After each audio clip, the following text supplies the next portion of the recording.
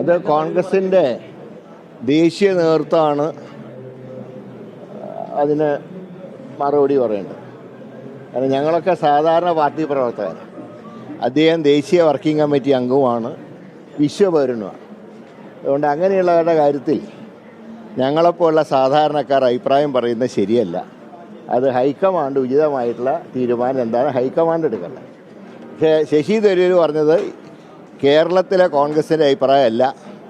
കാരണം കേരളത്തിലെ കോൺഗ്രസ്സുകാർക്ക് ഒരു കാരണവശാലും ഇടതുപക്ഷ മുന്നണിയുടെ ഒരു നയങ്ങളെയും ഞങ്ങൾ അംഗീകരിക്കുന്നില്ല.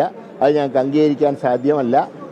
അതുകൊണ്ട് തന്നെ സർക്കാരിനെതിരായിട്ടുള്ള ശക്തമായിട്ടുള്ള നടപടികളുമായി പാർട്ടിയും UDF മുന്നോട്ട് പോകും.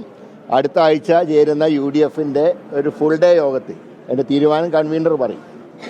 സംസ്ഥാന സർക്കാരിനും കേന്ദ്ര സർക്കാരിനുമെതിരായിട്ടുള്ള സമരപരിപാടികൾ ആവിഷ്കരിച്ച് ശക്തമായി ഞങ്ങൾ മുന്നോട്ട് പോകും.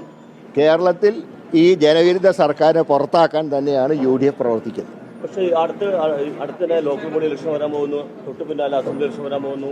അപ്പോൾ ഈ സമയത്ത് ശശി തരൂർ പോലെ ഒരു മുതിർന്ന ഒരാൾ ഇത്തരമൊരു പ്രസ്താവന നടത്തുമ്പോൾ അത് ചുമ്മാ പറയത്തില്ലല്ലോ. അദ്ദേഹം അത്ര ഒരു വളരെ അറിവുള്ള ഒരാളാണ് അദ്ദേഹം. അത് കേരളത്തിലെ ജനങ്ങൾക്ക് കാര്യങ്ങൾ നന്നായിട്ട് അറിയാം. അവരതനുസരിച്ച് നന്നായി കാരണം അനുഭവിക്കുന്നവരാണല്ലോ. അവരാരെയും സർട്ടിഫിക്കറ്റ് നോക്കിയിട്ടല്ല വോട്ട് ചെയ്യുന്നത്. അവരുടെ അനുഭവങ്ങളാണ് അവരെ പോളിംഗ് ബൂത്തിൽ തീരുമാനത്തിലേക്ക് നയിക്കുന്നത്.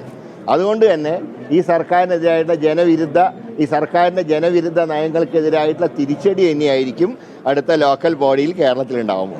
നിർണായക സമയത്ത് ഇത്തരമൊരു പ്രസ്താവന ഞാൻ പറഞ്ഞു, അദ്ദേഹം ദേശീയ വർക്കിംഗ് കമ്മിറ്റി അംഗവും വിശ്വപൗരനൊക്കെ ആയതുകൊണ്ട് ഞങ്ങളെപ്പോലുള്ള സാധാരണക്കാർ അദ്ദേഹത്തിനെ കുറിച്ച് കമൻറ്റ് പറയുന്നത് ശരിയല്ല.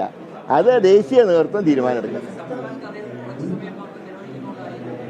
അതെനിക്ക് അറിഞ്ഞുകൂടാ. ഞാൻ അദ്ദേഹത്തിൻ്റെ അദ്ദേഹത്തിൻ്റെ പ്രവർത്തനങ്ങളെക്കുറിച്ച് വിലയിരുത്തേണ്ട ഒരു ചുമതല എന്നെപ്പോലുള്ള സാധാരണക്കാർക്കില്ല.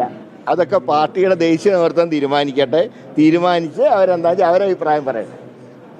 അദ്ദേഹം വർക്കിംഗ് കമ്മിറ്റി അംഗമാണ്, വിശ്വപൗരനാണ്. അതുകൊണ്ട് തന്നെ അദ്ദേഹത്തിൻ്റെ ഇതിനെക്കുറിച്ച് എന്നെപ്പോലെ സാധാരണക്കാരൻ അഭിപ്രായം പറയുന്നത് ശരിയല്ല. ഞാനൊക്കെ സാധാരണ പാർട്ടി പ്രവർത്തകനാണ്. പാർട്ടിയുടെ ഏത് അഭിപ്രായങ്ങളും ശിരസാ വഹിക്കാനും പാർട്ടി പറയുന്ന സ്ഥലത്തൊക്കെ പോയി മത്സരിക്കാനൊക്കെ ഉള്ള ഒരു ചെറിയ കഴിവ് മാത്രമേ എനിക്കുള്ളൂ. അതുകൊണ്ട് ഞാൻ അദ്ദേഹത്തിനെ കുറിച്ചൊന്നും പറയുന്നില്ല.